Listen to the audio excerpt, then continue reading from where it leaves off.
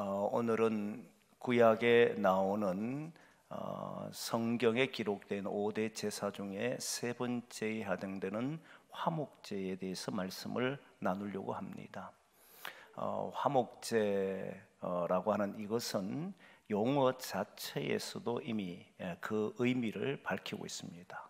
화목하는, 화목이라고 하는 것은 하나님과 하나님과 나의 관계가 이제 깨어진 것에서 화목하다, 이런 의미를 가지고 있는 예배가 화목제입니다. 화목이라는 단어 자체가 샬렘이라고 하는 히브리어인데 그 말은 샬롬에서 파생된 말입니다. 평화라고 하는 뜻이에요. 평화인데 오늘 본문을 읽어보면 알겠지만 이 본문을 가지고 여러 번 나누어야 되는데 사실은 여기저기 막 흩어져 있어서 나누질 못해서 1절부터 17절을 읽었습니다. 오늘은 가장 기본적인 정의를 해야 되는 화목이 뭔가, 화목제가 뭔가, 여기에 조금 더 집중하려고 합니다. 조금 전에 얘기했던 것처럼 화목제는 하나님과 나 사이에 깨어진 관계가 회복된 것을 감사해서 드리는 예배가 화목제입니다. 소제도 감사제라고 이야기하지만 화목제도 감사제로 이야기해요. 혹시 여러분이 가지고 있는 성경책 보면 화목이라는 단어 해놓고 거기에 1번 이렇게 적힌가 뭐 적혀 있는 게 있을 겁니다. 거기에 보면 내용 보면 감사제다 뭐 그런 표현이 돼 있을 거예요. 그렇죠? 여러분 보면 그렇게 화목제에 이뤄놓고 1번 감사제, 그럼 소제도 감사제고 화목제도 감사제면 이게 다른 게 뭔가 생각할 수 있는데, 소제는 하나님께 받은 은혜에 감사해서 우리가 살아가면서 농사를 짓든 어떤 일을 하든 거기에 감사해서 드리는 것이 소제, 곡식으로 드린 것이라면, 이 화목제는 우리와 하나님과의 관계가 회복돼서 화목하게 돼서 드리는 감사, 그게 따른 감사로 드린 제사가 예배가 화목제라 보면 됩니다. 근데 일단 일반적인 용어 정리부터 좀 하려고 합니다. 사실 화목이라고 하는 이 단어는 주로 어떻게 일반적으로 사용되는 걸 말하는 겁니다. 일반적으로 어디에 사용되느냐면 사람과 관계가 깨어졌을 때 또는 사람과의 관계를 회복하려고 할 때 화목하라, 이런 표현을 많이 써요.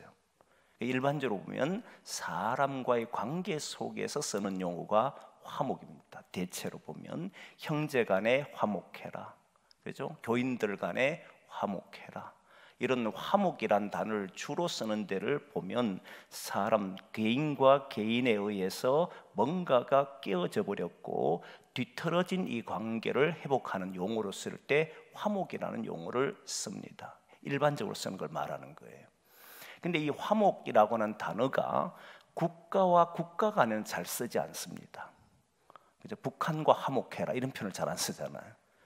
근데 북한이나 나라와 나라과의 관계 속에서는 주로 어떻게 쓰냐면 평화하라, 이런 말을 씁니다. 평화하라, 이런 말을 쓸 때는 국가와 국가 간에나 좀 더 넓은 의미로 쓸 때에 평화란 단어를 쓰고, 형제 간에 평화하라, 이런 말도 잘 쓰지는 않잖아요. 그냥 개인적인 관계에서는 화목이란 단어를 쓰고, 그리고 넓은 의미에서는 평화라고 하는 용어를 주로 씁니다.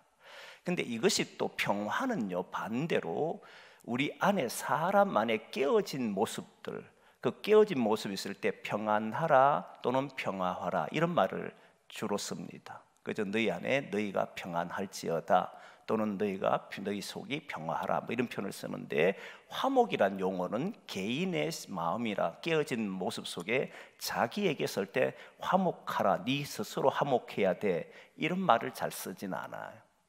그러나 어쨌든 성경에 쓰는 화목이나 평화는 같은 의미입니다. 모든 걸 다 포함하고 있습니다. 넓게는 어떤 것과 깨어진 관계에서 오는 그런 것에도 화목이라는 단어를 쓰기도 하고 또는 평화라고 하는 단어를 쓰기도 합니다.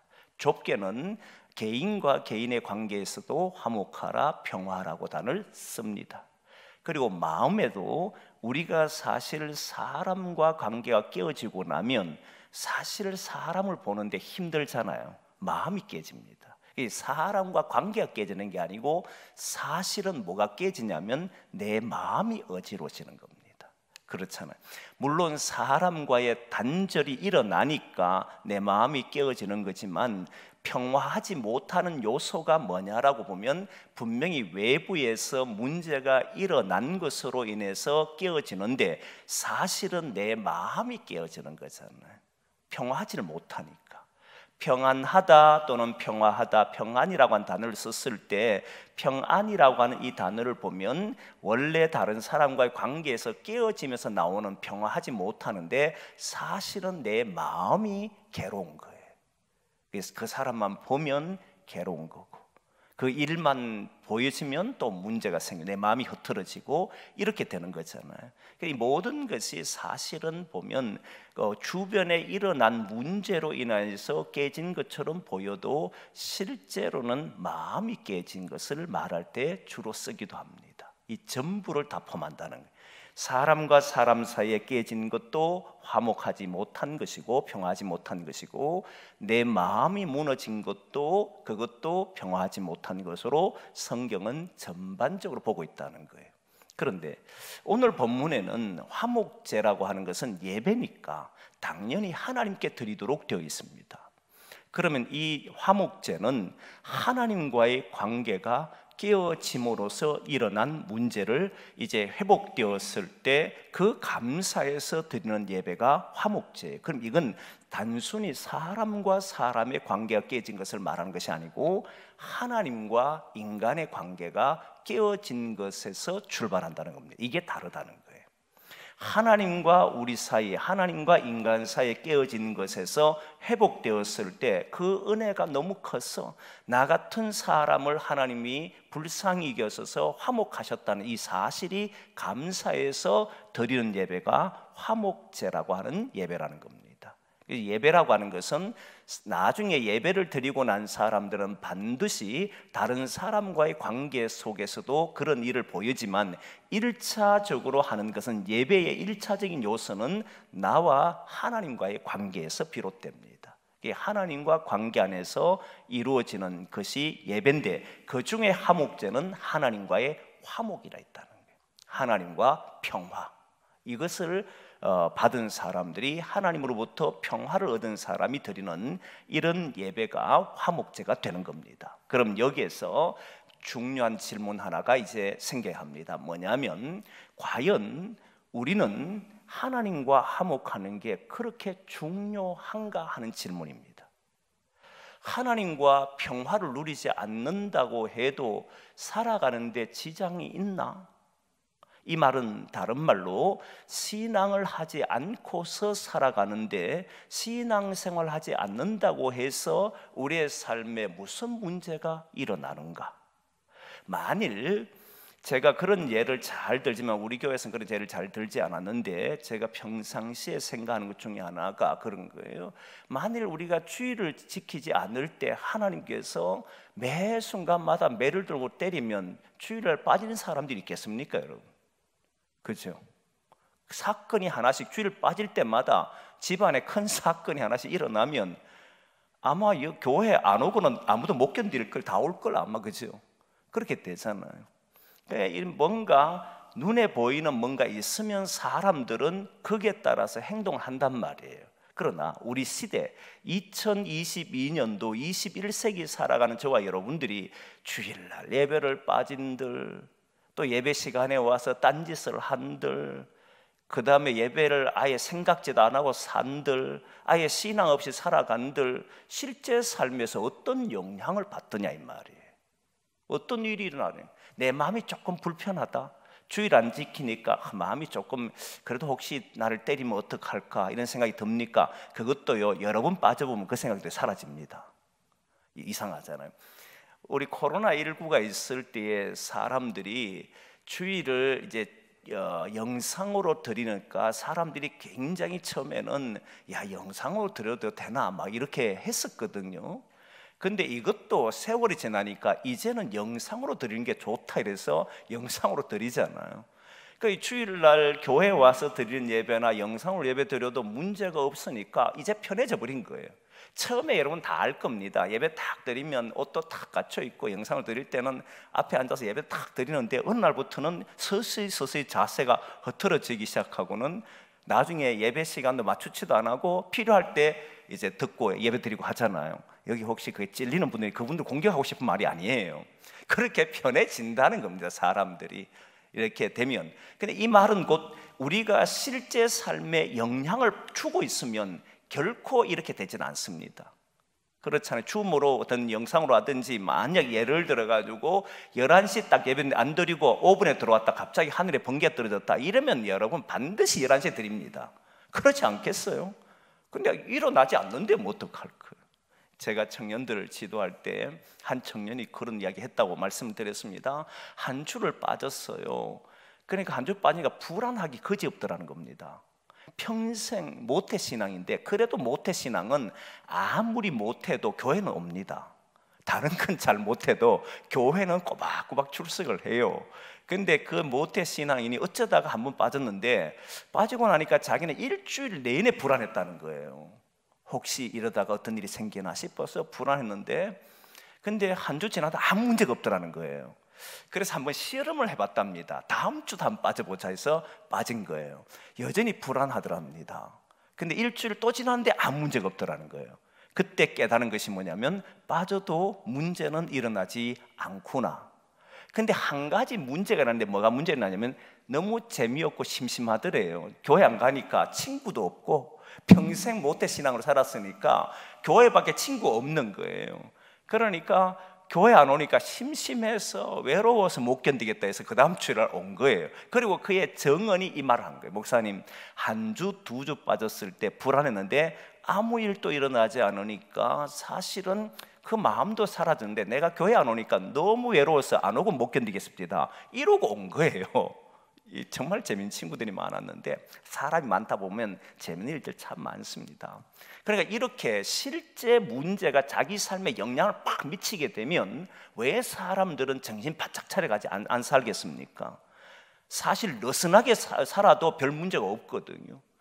느슨하게 살지 않고 우리의 삶을 팍 쪼아서 살지 않으면 자기 인생이 문제된다 생각하면 여러분 왜 그렇게 열심히 안 살겠습니까? 열심히 살아도 별 변화 없거나 그냥 대충 살아도 그래 살거나 공부를 해도 뭐 성적은 똑같거나 안 해도 똑같으면 이런 말 하잖아요. 공부해도 똑같고 안 해도 똑같더라. 그 인간은 원래 안 하는 인간이잖아요. 그런 이야기 참 많이 하거든요.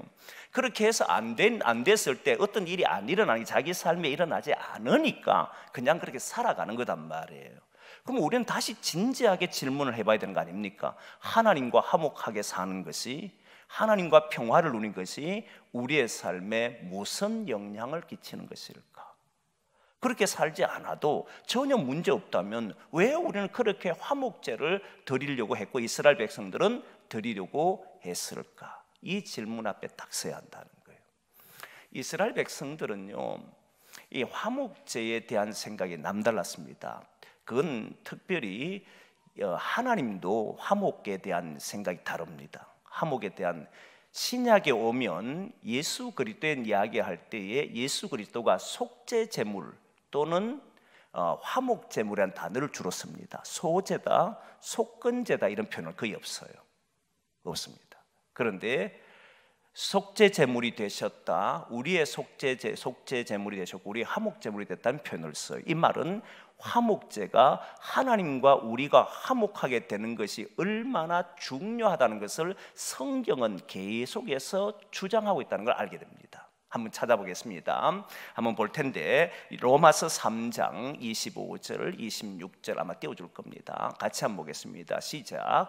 이 예수를 하나님이 그의 피로서 믿음으로 말미암아 화목제물로 세우셨으니 이는 하나님께서 길이 참으시는 중에 전에 지은 죄를 간과하심으로 자기의 의로우심을 나타내려 하심이니 곧 이때에 자기의 의로우심을 나타내사 자기도 의로운 의로우시며 또한 예수를 믿는 자를 의롭다 하려 하심이라. 예수 그리스도가 화목제물 되심으로 하나님도 주님도 자신도 의로워질 뿐만 아니라 우리도 뭐 하려고요? 의로워지게 하기 위해서 화목제물 되셨다는 거잖아요. 그럼 우리가 의로워지는 걸 주님은 그만큼 중요하게 생각한다 이 말이잖아요. 또 한번 보겠습니다. 로마서 5장 10절 말씀입니다. 같이 보겠습니다. 시작. 곧 우리가 원수 되었을 때에 그의 아들의 죽으심으로 말미암아 하나님과 화목하게 되었은즉 화목하게 된 자로서는 더욱 그의 살아나심으로 말미암아 구원을 받을 것이니라. 자, 여기에 보면 죽으심으로 말미암아 하나님과 화목하게 되었는데 화목하게 되니까 뭐가 됐다는 거예요?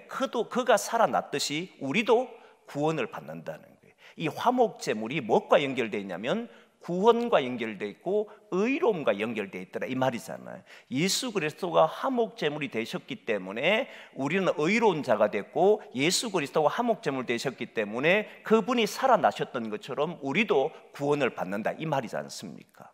이 내용에 또 보겠습니다. 한 곳을 요한 1서 4장 10절입니다. 요한 1서 4장 10절 말씀 같이 봅니다. 시작. 사랑은 여기 있으니 우리가 하나님을 사랑한 것이 아니요 하나님이 우리를 사랑하사 우리 죄를 속하기 위하여 화목제물로 그 아들을 보내셨습니다. 자, 여기에 화목제물로 그 아들을 보내셨는데 뭐 하기 위해서라 했냐면 죄를 속하기 위해서.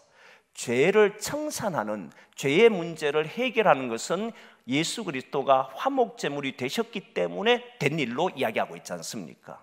그럼 우리의 살아남, 구원, 의로움, 죄가 없어짐 이 모든 것이 무엇과 연결되어 있다는 겁니까? 화목제와 연결되어 있다. 다시 말하면 화목제물이라는 것은 화목제라고 하는 것은 하나님과의 관계가 회복되는데 하나님과의 관계가 회복된다는 것은 죄에서 벗어나고 구원을 받는다는 것이고 의를 얻는다는 이런 말이 되어버린 겁니다. 그만큼 성경은 우리가 죄 아래에 있거나 그 다음에 어둠 아래에 있거나 또는 이렇게 살아가면서 여러 가지 문제 있는 그런 속에 살거나 이렇게 되어 있는 것을 원치 않고 하나님과 화목된 사람이 되어야만 죄도 사함받고 구원도 받고 의롭게 된다 이 말이잖아요. 이 내용이 실제 우리 삶에 어떤 영향을 줘요? 이걸 못 살리면 성경은 공허한 소리를 자꾸 하는 겁니다. 많은 사람들이 말씀 전하는 건 쉽게 할 수 있어요. 하나님은 우리를 의롭게 하십니다. 하나님 우리를 구원하십니다. 그래서 우리 삶에서 어떻게 된단 말이야? 내가 예수 믿고 난 뒤에 의로워진다고 해서 무슨 일이 벌어져? 그러니까 어디로 가버리냐면 나중에 죽으면 천국 가. 이걸로 다 퉁쳐버려요. 그리고 예수 믿으면 천국 못 가는 사람, 예수 믿지 않는 사람들이야 이렇게 돼 보니까 현실과 동떨어진 이야기를 하게 되고 이제는 많은 젊은이들이 그런 소리 하게 되면 실제 내 삶에 예수 믿는 거 무슨 상관이 있으라고 하며 신앙생활을 하지 않게 돼 버립니다. 우리가 예수 그리스도를 믿고 의로워지고 구원받는 것이 도대체 무슨 사건인지 왜 이것이 그렇게 중요하게 생각하고 심지어 하나님마저도 예수 그리스도를 화목제물로 보내셔야 될 만큼 중요한 것인지 우리의 삶에 어떤 큰 영향을 미치고 있는지를 우리는 확인해야 된다는 거예요. 그래야 신앙이 살아있는 거 아니겠습니까? 여러분 화목제는요 유대인들이 엄청나게 중요하게 생각합니다. 이유가 있습니다. 왜냐하면 자신들이 왜 이렇게 살아가는지를 너무 잘 아는 사람이 바로 유대인입니다. 믿음의 사람들은 이걸 정확히 알았습니다. 성경을 보면 아담과 하와는 어떤 인물이었냐면 하나님 안에서 하나님과의 관계가 단절되지 않는 적이 있었던 사람, 다시 말하면 하나님과 화목하게 살았던 적이 있었던 사람이 아담과 하와예요. 그리고 하나님과 단절되어서 하나님과 평화를 누리지 못하고 살아가는 삶이 뭔지를 아는 사람이 또한 아담과 하와예요. 이 역사에는 온전히 하나님과의 관계 속에 있을 때와 하나님 관계에서 단절됐을 때 이 둘 사이의 삶이 어떤 차이가 있는지를 너무나도 명백히 아는 사람이 아담과 하와입니다. 그 이외의 사람들은 모두 태어날 때부터 하나님과 단절된 상태 속에서 태어났어요. 그러다 보니까 완전히 온전히 완벽하게 하나님과의 관계 속에 사는 사람 이런 것이라고 느껴본 적이 없어요. 잠시 맛은 봤는데 진실로 그런 삶을 살아본 적이 없습니다. 왜? 우리는 태어날 때부터 깨어진 채 태어났기 때문에, 죄 아래 태어났기 때문에, 죽음 아래 살아가기 때문에 그 맛을 온전하게 본 적이 없어요. 잠시 맛을 봤어요. 내가 기쁠 때 보고 이게 하나님 나라의 모습이겠구나. 내 마음에 평안이 찾아왔을 때 이런 모습이 하나님 나라의 모습이겠다. 그런데 여러분 보면 또 우리는 눈물을 흘리고 있고 또 아파하고 있고 또 괴로워할 때가 있고, 그러니까 우리는 맛을 봤다가 깨어졌다가 그 안에 들어갔다가 또 빠져나왔다가 이게 계속해서 반복되는 삶을 우리는 살 수밖에 없잖아요. 그래서 여러분, 아담과 하와가 처음에 창조될 때 성경을 우리는 잘 알기 때문에 이제 그건 안 찾아도 알지 않습니까? 하나님은 자기 사람을 창조하실 때에 하나님의 형상으로 창조됐다 이야기했습니다. 이 말은 다른 많은 사람들이 신학적인 의미를 붙였지만 이게 제일 정확한 거죠. 하나님의 관계 속에 살아가는 사람으로 형상이라는 거예요. 하나님과의 관계를 가질 수 있는 사람이 하나님의 형상이다 이 말이에요. 단절되었을 때 아담의 족보를 보면 아담이 셋을 놓았을 때 드디어 썼던 용어가 있는데 사람의 모양으로 이렇게 나옵니다. 자기의 모양 또는 사람의 모양으로 이렇게 돼요. 원래 하나님이 창조했던 인간은 하나님의 형상으로 하나님의 모양으로 창조되었는데, 인간이 타락하고 나와서 이제부터 인간은 어떤 모양으로 창조되냐면 아담을 닮은 형상으로 또는 사람의 형상으로 사람의 모양으로 살게 되더라. 이 말이 무슨 말이냐면 아담을 닮았다, 아담의 성품을 닮았다 이런 의미가 아니고 모든 인간은 하나님을 떠나버린 채로 살아가는 인간이었다 이 말입니다. 하나님과의 관계를 가질 수 없는 인간이었다. 이 표현을 형상으로 표현했다는 겁니다. 자, 그런데 이런 표현 속에서 보면 하나님의 관계 속에서 온전히 알았던 아담과 하와 외에는 그 느낌을 가진 사람이 없잖아요. 누가 있겠습니까? 그래서 아담과 하와가 하나님과의 관계에 있을 때, 하나님 안에 있을 때의 삶이 어떠했는지, 하나님과의 관계가 떨어졌을 때 어떠했는지를 성경은 아담과 하와를 통해서 보여주고 있습니다. 그게 성경이에요. 성경이 드러내려고 하는 것은 왜 우리가 이렇게 살아가게 되었는지, 왜 아담은 하나님의 형상대로 지음받아서 그 관계 안에 살지 못하고 그렇게 살던 모습이 왜 이렇게 살아갈 수밖에 없는지를 너무나도 정확히 보여준 것이 성경이에요. 많은 사람들이 여기에 대해서 해결하려고 했습니다. 인간이 왜 생사고락 또는 우리가 살아가면서 많은 질병과 고통에서 벗어나지 못할까? 왜 인간은 욕심에서 벗어나지 못할까? 왜 이런 인간은 아픔 속에서 벗어나지 못할까? 여러분 한번 생각해 보십시오. 여러분 일평생 무엇을 위해 살아왔느냐면 우리는 고통받지 않으려고, 우리는 힘들지 않으려고, 우리는 기쁘기 위해서, 우리는 뭔가를 해도 그 안에 만족하기 위해서 살아온 거 아니에요. 괴로우려고 살아온 사람 있습니까? 없지요. 아무도 없지 않습니까? 결혼을 해도 행복하고 싶은 거고, 자식을 낳아도 행복하고 싶은 거고, 돈을 벌어도 행복하고 싶은 거고, 친구를 만나도 행복하고 싶은 거고, 교회를 와도 행복하고 싶은 거 다 어디에 출발하냐면 우리가 어떤 일을 하더라도 거기에는 눈물 흘리려고 하는 사람이 없다 이 말입니다. 다 기쁘고 평화하고 이러기를 원하잖아요. 근데 그게 안 되지 않습니까? 살아보면 일평생 그것을 위해 사는데 왜 우리는 그걸 하지 못할까? 그래서 헬라 철학자들은 깨달으려 노력했습니다. 인간이 만물의 이치를 못 깨달으니까 이렇다. 이치를 깨달으면 사람은 여기에서 벗어날 것이다. 얼마나 많은 질문을 던지 모릅니다. 우주는 무엇일까? 사람은 무엇일까? 인생은 무엇이지? 수없는 철학적인 질문을 던져서 답을 찾았지만 답을 못 찾았습니다. 결국은 답이 없었어요. 만물의 이치를 깨달은 사람이 없으니까 못 찾았습니다. 또는 심지어 다른 종교에서는 비움, 끊임없이 자기를 비우고 끊임없이 자기를 정말 이렇게 돌아보고 그렇게 고행의 길을 걸으면 인간은 이런 고난과 아픔에서 벗어날 것이라고 생각했는데 실패했습니다. 누구도 성공한 적이 없습니다. 인간은 결국 질병 앞에, 죽음 앞에는 다 허무하다는 사실을 알게 돼. 죽음을 넘을 수 없다는 것을 깨닫게 되어버렸지. 다 깨달은 줄 알았어요. 다 이제는 이길 줄 알았는데 죽음 앞에 서니까 다 무너져버리는 이런 일이 벌어졌잖아요. 근데 성경은 단 한마디로 정의를 했습니다. 죄다. 인간은 죄인이기 때문에 누구도 여기에서 못 벗어난다. 이게 정의잖아요. 죽음, 죄인은 바로 죽음이다. 그죠? 죄를 지은 사람 누구나 다 죽는다. 이게 성경의 이야기잖아요. 누구도 못 벗어난다. 어느 인간도 이것을 이겨낼 수 있는 사람은 없다는 거예요. 아무리 대단한 사람이라 할지라도 죽음 관문 앞에 서면 다 약해질 수밖에 없습니다. 그게 인간이 돼버린 거잖아요.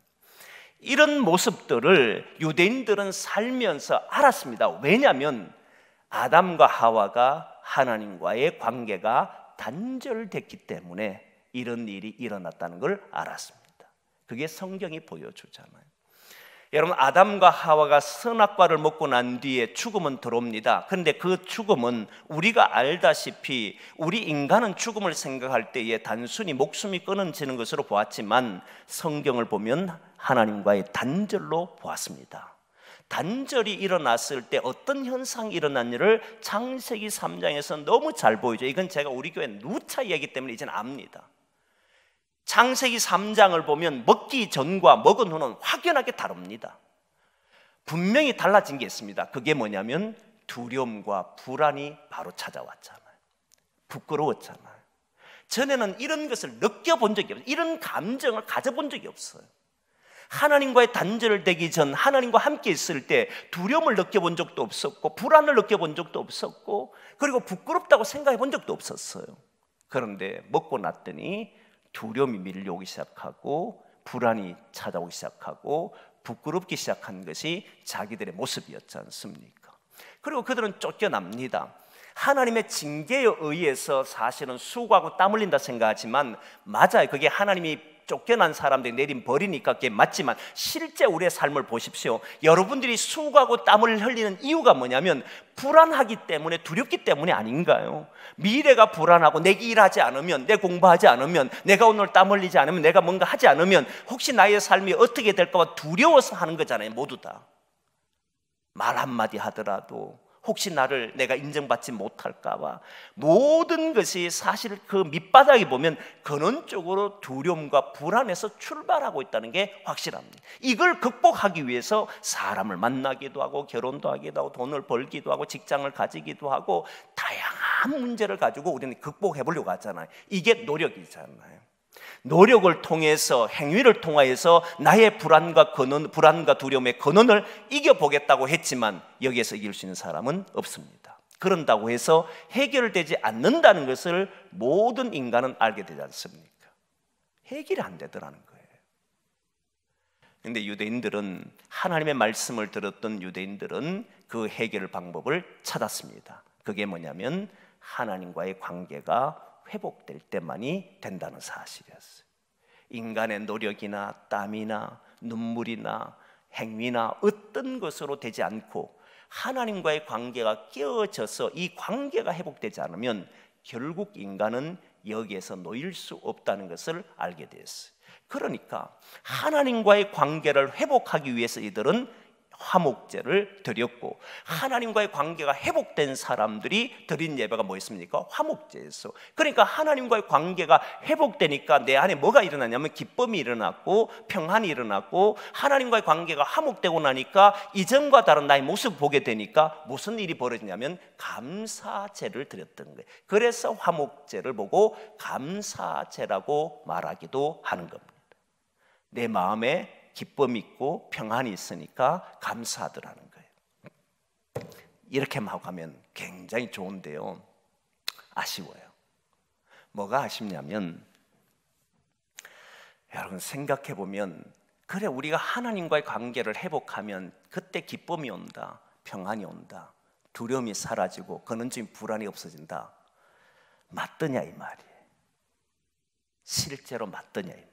이걸 질문에 답하지 못하면 결국 우리는 이론적으로는 맞다고 이야기하고 돌아가면 여러분들은 다른 사람과 똑같이 살아갈 겁니다. 별로 차이를 못 느낄 겁니다. 교회 오면 그래 예수님 하나님과 화목제물로 예수님 되셨으니까 나는 이제 하나님과 화목된 사람이야. 근데 가니까 두려움이 딱 나를 사로잡고 있고 불안이 나를 괴롭히고 있잖아요. 그것이 우리를 끊임없이 괴롭히지 않습니까? 계속 여러분들이 평안한 채 주님 오실 때까지 살 수 있습니까? 그러니까 이렇게 말하잖아요. 완성될 그 나라가 될 때까지는 우리는 이 속에서 살아갈 뿐이다. 이렇게 설명밖에 못하는 거예요. 근데 여러분, 오늘 저는 다른 것을 하나 제시하려고 합니다. 뭘 제시하려고 하냐면, 여러분 잘 보면 오늘 본문에 나오는 말씀들 봤을 때 하나님께서 화목제를 드리라고 할 때 드리는 것이 있습니다. 뭘 드리냐면 소, 양, 염소입니다. 고운 가루는 없습니다. 이 화목제물에 드린 것이 없어요. 그리고 드리는 사람은 반드시 그가 잡아야 합니다. 이건 제가 이미 번제에서 다 이야기했지만 이 제물의 안수를 본인이 하고 잡아야 됩니다. 내가 주님과 화목하게 되려면 원래 내가 죽을 수밖에 없다는 거잖아요. 하나님과의 관계가 단절된 사람은 죽음이었기 때문에 죽음으로만 그 죄를 갚을 수 있습니다. 그런데 하나님은 짐승을 받으시면서 나를 사해 주시고 화목하게 되니까 반드시 짐승을 잡아야 됩니다. 곡식은 안 돼요. 여기에는 곡식은 없습니다. 반드시 소나 양이나 염소를 드리도록 되어 있습니다. 고운 가루는 없습니다. 그리고 드릴 때는 누구든지라고 하는 말을 씀으로써 하나님과 화목하기를 원하는 자 또는 하나님과 화목된 자들은 누구든지 드릴 수 있습니다. 그걸 깨달은 자만이. 하나님과 화목된 자가 드린 예배가 화목제라고 말한다면, 하나님과 화목되기를 원해서 드린 자라고 한다면, 그러면 아직도 하나님의 은총을 기다려야 되기 때문에 여전히 우리의 삶에서는 불안과 두려움이 음습하고 있는 거잖아요. 그런데 만일 하나님이 나를 사랑하셔서 내가 평화를 느낀 적이 있는 사람, 평화 속에 있다고 아는 사람들은 그게 너무 감사해서 예배를 드리고 있다는 것은 이 사람은 뭔가 그전에와 다른 그런 것을 느꼈다는 거잖아요. 뭔가 다른, 세상이 주는 평화와 다른 뭔가와 다른 것이 이 사람에게 임했기 때문에 그가 드렸다는 거잖아요. 내가 죽음을 통해 드려야 되지만 주님께서, 하나님께서 나의 화목제를 받게 나를 대신해서 이 짐승을 드립니다라고 하는 것이잖아요. 요 내용을 조금 더 발전시켜 보면요, 예수님께서는 이미 화목제물이 되어버렸습니다. 우리는 화목제물을 다시 드릴 필요가 없습니다. 한 번 드린 예수님을 통해서 속죄제물도 되셨고 이미 화목제물이 됐어요. 끝나버렸습니다. 이 말이 무엇이냐면, 우리 앞에는 두려움과 불안이 근원적으로 존재합니다. 여러분들이 발을 딛고 사는, 제가 발을 딛고 사는 모든 곳에서는 이 두려움과 불안이 항상 우리를 위협할 겁니다. 그런데 사람은 이것을 통해서, 불안과 두려움이 일어날 때마다 어떤 것을 통해서 극복하냐면 노력이나 땀을 통해서 극복하려고 할 겁니다. 근데 믿는 사람들은 뭘 통해서 하느냐면 이미 이 세상이 죄와 죽음에서 벗어났다라는 사실을 알고 두려움과 불안을 대항하며 살게 될 겁니다. 이게 다르다는 거예요. 불안이 근원적으로 우리에게 있어가지고 그 불안 속에 사로잡혀서 사는 사람이 아니고, 이미 예수 그리스도와 화목하셨고 우리가 그걸 믿잖아요. 그럼 믿는 순간부터는 이미 우리는 이 두려움과 불안에 놓여 사는 존재가 아니고 하나님의 형상을 회복한 자로서, 나는 오늘도 불안과 두려움이 나를 엄습해 올 때마다 나는 그것과 마주해서 그 속에 지배당했구나라고 하는 것이 아니라, 나는 오늘 예수의 이름으로 이기겠노라, 내가 싸우겠노라, 여러 무기를 가졌다 이 말이에요. 그 무기는 예수의 생명이다. 불안을 이길 수 없는, 두려움이 접근할 수 없는 그 생명을 우리는 가지고 사는 사람이라는 거예요. 이걸 가지시고 사시라는 거예요. 사람은요, 환경의 영향을 받습니다. 그리고 우리가 불안을 느끼는 것, 평화를 가지는 것 보면 그 주변을 일으켰던, 처음에 출발했을 때 내용을 잘 보십시오. 우리 마음이 흔들리는 거잖아요. 화목하지 못해서 불안하다, 내 마음이 평안하지 않다라고 하는 것은 결국은 내 마음에 느낀 요동함입니다. 그 사람과 화목하는 순간에 그 사람과 화목했지만 실제 평화를 누리는 것은 누구냐면 내가 누리는 거잖아요. 그렇지 않습니까? 여러분 보면 누군가의 관계가 깨어졌을 때 그 사람과 화목하게 되면 이제 마음이 풀어지잖아요. 그럼 그 마음이 평화를 누리는 거거든요. 근데 여러분, 그게 풀리기 전까지는 괴로운 속에서 산다는 거예요. 문제가 일어나서 그 문제가 나를 두렵게 하면 그 문제가 풀리기 전까지는 우리는 괴로움 속에서 살게 되더라, 이 말이잖아요. 풀리고 나서야 비로소 우리는 뭐 하느냐면, 이제 나는 평화롭다, 이제 나는 행복하다, 이 소리를 하는 거잖아요. 근데 여러분, 눈을 들어서 다시 보십시오. 하나님이 예수 그리스도를 통해서 이 땅과 화목했다는 사실을 보시고 여러분의 삶을 보면 달라집니다. 이미 우리가 불안에서 두려움에서 구원받은 사람이라고, 주님이 십자가를 지심으로 나는 구원받은 사람이라고, 나는 의로운 사람이라고, 나는 하나님께서 회복시킨 사람이라고 하는 것을 딱 보고 삶을 보면요, 이 마음이 불안할 때마다 나는 주님과 동행하려고 할 겁니다. 그렇지 않겠어요? 불안, 이거 어떡하지? 저 문제 어떻게 하면 극복되지? 저 문제 없어져야 내가 평화로울 텐데, 그런 소리 하지 않습니다. 뭔 소리 하냐면, 주님께서 이 문제를 이미 이기신 줄 나는 믿노라. 그리고 나는 어떻게 하면 이것을 이길 수 있을까? 하나님 앞에 기도하며 구하고 나가겠지요. 출발이 다르다는 거예요. 여전히 우리는 환경과 삶의 지배를 받고 사람들과 관계 속에 살 수밖에 없지만, 하나님과 화목된 자로서 오늘 예배드린다면 완전히 의미는 달라질 겁니다. 그러면 여러분 삶 자체가 감사할 것이고, 모든 걸어가는 것이 주님이 나를 위해서 이렇게 화목제물로 드리셨구나 하는 것이 알게 되니까 여러분 얼마나 담대하겠습니까? 흔들리는 내 마음도 주님의 이름으로 잡을 수가 있겠고, 그래서 주의 이름을 부르는 자는 구원이란 말이 뭔지를 알게 되는 거잖아요. 그래서 저와 여러분들이 주님께서 우리를 이미 화목하게 한 자로서, 우리는 하나님 안에 있는 자로서 살아간다는 것을 잊지 마시고, 나를 두렵게 하는 것이 다가오거든 이게 어둠이 또 나를 이 속에 빠뜨리려고 하는구나, 니는 이건 못해, 저래서 안 돼, 끊임없이 나를 흔들려고 하는 요소도 있을 때마다 나는 오늘 주님과 함께 살겠노라. 그래서 내년도에 하나님의 능력이라는 주제로 우리가 사는데, 하나님의 능력으로 그걸 이겨내버리는 거예요. 그게 우리 신앙인들이다. 신앙한다는 게 이렇게 무섭다는 거예요. 저도 문제도 있을 것이고 여러분들도 문제 없겠습니까? 다 있지요. 그런데 여러분, 우리는 우리와 함께 누가 가느냐면 불안과 두려움을 이기신, 죽음을 이기신 예수님께서 우리와 함께 갑니다. 거기에 지배당하도록 놓아두시는 것이 아니라, 우리가 주님과 함께 행하기만 한다면 우리 주님께서 친히 앞장서셔서 두려움과 불안을 이기게 하시고, 우리는 오늘 밤도 평안히 쉴 수 있게 되는 줄 믿습니다. 그래서 하나님과 화목한 것이 얼마나 중요하다는 것을 아시고, 우리가 하나님과 화목된 자로서 날마다 감사하고 그 기쁨 빼앗기지 말고, 함부로 여러분 기쁨을 빼앗기지 마십시오. 우리 마음을 왜 그렇게 잘 뺏기는, 제가 우리 부교육자들 늘 하는 말이지만 포커페이스를 잘 유지하라. 저도 잘 안 되지만 항상 목회자들은 이 안에 은혜가 있으면 얼굴이 평안합니다.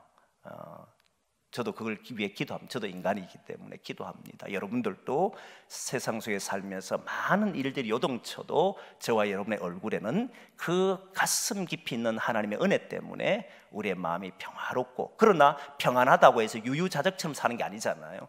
대항하고 나를 무너뜨린 것을 싸워서 이겨내고, 그래서 마침내 하나님 나라를 실제로 우리의 삶에서 이루어내가며 사는 그런 복된 성도들이 저와 여러분 되기를 소망합니다. 기도하겠습니다.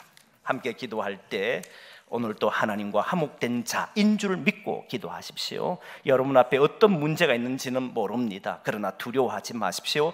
어둠은 그 속에서 우리를 계속 몰아넣고 두렵게 만들고 불안케 할 겁니다. 그런데 우리는 주님께서 이미 화목제물이 되셨다는 걸 믿는 사람들이잖아요. 우리를 구원하신 그 은총을 기억하며 감사함으로 우리를 무너뜨려 모든 악과 모든 죄악들과 모든 원수들과 모든 마귀들을 능히 이길 수 있도록 주님 도와달라고, 주의 능력으로 살겠노라고 우리 함께 기도하고, 또 우리 주변에 많은 사람들이 이런 고통 속에 있는 사람들을 보면서 그들을 위해서 기도해 주기를 원합니다. 같이 한번 통성으로 기도하겠습니다.